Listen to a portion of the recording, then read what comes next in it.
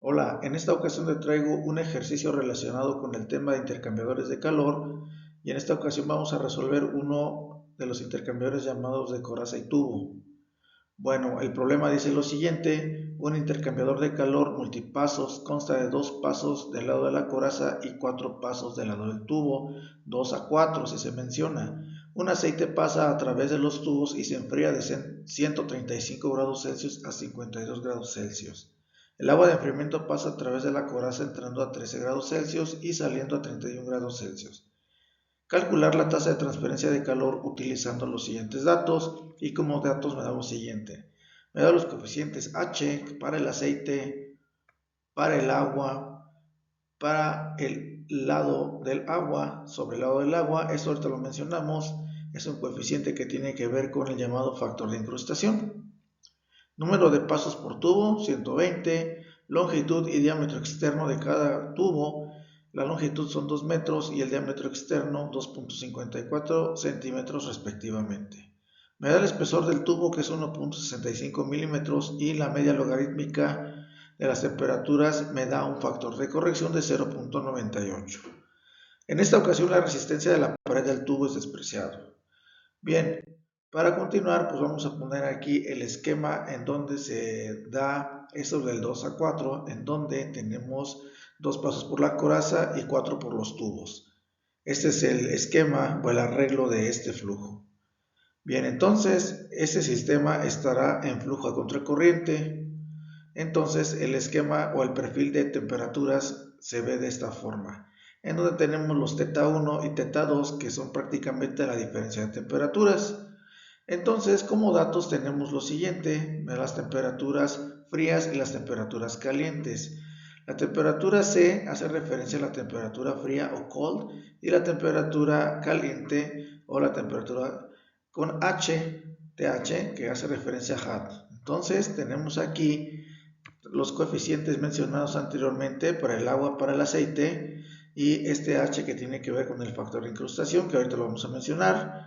El número de pasos, que son 120, el diámetro externo 0.0254 metros, ya lo convertí a metros, la longitud del tubo, que son 2 metros, y el diámetro interno, que viene siendo el ajuste del diámetro externo menos dos veces el espesor del tubo. ¿Por qué? Porque es en ambos lados, como es diámetro, pues son los dos. Y me da un diámetro interno de 0.0221 metros. Y por último me da el factor de corrección, 0.98. Bien, entonces una vez que ya tienes determinados los datos, ahora vamos a ver cómo calcular lo que me está pidiendo el problema, que es la tasa de transferencia de calor. Y tenemos nuevamente aquí el esquema de las temperaturas, y tenemos aquí la fórmula para la media logarítmica para este caso, que es a contracorriente. Entonces prácticamente son diferencias de temperaturas, ¿ok? Entonces aquí lo que vamos a hacer es sustituir los valores de las temperaturas, haciendo referencia a que θ1 es la diferencia entre 1 y la temperatura fría 2. Entonces aquí en el esquema te das cuenta que es 135 menos 31, menos la temperatura caliente 2 menos la temperatura fría 1, que es 52 menos 13, dividido entre el logaritmo natural de las diferencias que acabo de mencionar arriba, dándome como un valor de 66.3 grados Celsius. ¿Sale? Esta es la media logarítmica de las temperaturas. Ahora, aplicando el factor de corrección, vamos a calcular algo que le llaman medias logarítmicas de la temperatura actual. Entonces es simplemente multiplicar el factor, que es 0.98, por la temperatura. ¿Sale? Entonces me da una media logarítmica de 65 grados Celsius. Bien, entonces una vez que ya tienes este dato, ahora sí vámonos con la parte del coeficiente global de transferencia U.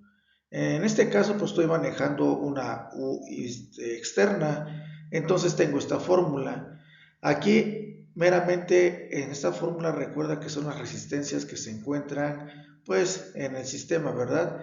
Y como no estamos considerando la resistencia del tubo, entonces el coeficiente K de conductividad pues no aparece. Entonces por esa razón no se encuentra en la fórmula, y se encuentran los coeficientes convectivos el interno y el externo, que corresponden al aceite y al agua. Aquí también viene un arreglo, bueno, no un arreglo, viene aquí un factor R, es una resistencia también, en donde a este le vamos a llamar factor de incrustamiento interno. Recordemos que eso pues es un problema muy típico en los intercambiadores de calor, de acuerdo pues a las impurezas que tienen los fluidos que pasan a través de este intercambiador. Entonces aquí te pongo una fórmula en la cual hace referencia a este factor de incrustamiento. Y es meramente dividir 1 entre HS, que viene siendo la superficie, o sea, lo que está pasando en el agua, o sea, lo que está pasando acá, que es agua, y entonces hacemos el inverso y nos da una resistencia de incrustamiento interno de esta cantidad, ¿verdad? Entonces, ahora, también cabe mencionar que para estos factores de incrustamientos, dependiendo del fluido, también hay tablas donde te mencionan cuál es este factor de incrustamiento y solamente se toman directos. Entonces ya una vez que tienes el factor de incrustamiento, ahora sí vámonos a calcular el coeficiente de transferencia. También cabe mencionar que cuando no necesitamos el factor de incrustamiento, pues esto vale 0, entonces se hace un poco más reducida la fórmula y pues esto vale 0, ¿verdad? Pero en este caso pues me lo están dando.